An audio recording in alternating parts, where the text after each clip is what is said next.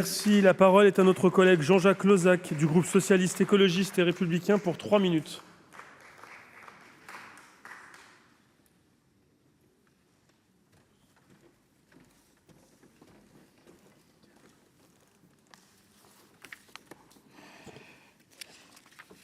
Monsieur le Président, Madame la Ministre, Madame la rapporteure, mes chers collègues, à partir de 1962, plus de 2000 mineurs réunionnais furent transférés vers l'Hexagone dans le cadre d'une politique présentée comme une réponse à la fois à la pression démographique de l'île et au dépeuplement de nombreux territoires ruraux. Derrière la promesse d'un avenir meilleur, nombre de ces enfants furent en réalité arrachés à leur environnement familial et culturel. Cette politique fut décidée par Michel Debré, élu député de La Réunion en 1963. Dans le journal de l'île de La Réunion du 5 octobre 1965, il a exposé sa politique migratoire. Je cite : « La métropole a besoin de bras et de jeunes cerveaux, correctement instruits, formés aux métiers les plus utiles et les plus profitables. Les jeunes réunionnais, près de 2000 cette année, le double l'an prochain, puis davantage, trouveront en métropole une chance de promotion. Ils reviendront ici ou s'installeront là-bas selon leur humeur, comme depuis 100 ans le font les Français d'une plus grande île qui s'appelle la Corse. » Fin de citation. À la fin des années 60, il qualifiera l'opération de totale réussite. La réalité fut bien différente, car une migration forcée se substituera au volontariat initialement annoncé. Les jeunes réunionnais ne pouvaient que subir douloureusement ce décalage considérable entre leur mode de vie insulaire et leur vie en métropole.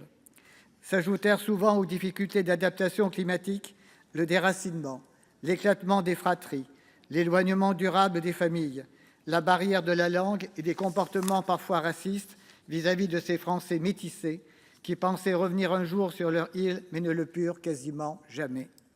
Toutefois, certains ont fait preuve d'une remarquable résilience et ont construit des vies familiales, professionnelles et citoyennes exemplaires. Comme sénateur de la Creuse, je me sens profondément concerné par ce que les médias ont appelé parfois l'affaire des Réunionnais de la Creuse. Sur les 2015 mineurs transférés dans les années 60 et 70, 215 le furent dans mon département, qui surtout servit de pôle de répartition entre les autres destinations, soit 83 départements.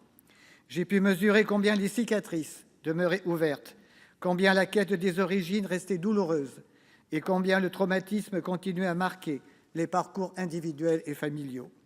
En relais à la Fédération des enfants déracinés des Drom, je salue le rôle des associations qui, sur des modes divers, affirment leur légitime attachement à leurs origines et revendiquent reconnaissance et réparation par l'État français. Depuis l'adoption de la résolution mémorielle de 2014 et les travaux de la commission historique installée en 2016, des progrès ont été accomplis dans l'établissement des faits. Toutefois, les attentes demeurent fortes en matière de reconnaissance pleine et entière de la responsabilité publique et d'accompagnement des victimes. Ce texte se veut une réponse à cette attente. Il permettra de mieux inscrire cette page douloureuse de notre histoire nationale dans la mémoire collective, afin qu'elle ne puisse jamais tomber dans l'oubli. L'État français doit aujourd'hui se montrer à la hauteur des attentes exprimées depuis tant d'années et à la mesure des préjudices subis. Le temps presse, il y a urgence à réparer, à reconnaître et à transmettre. Merci. C'est pourquoi le groupe socialiste, écologique et républicain votera en faveur de cette proposition de loi. Merci, chers collègues. Chers collègues, la discussion générale est close.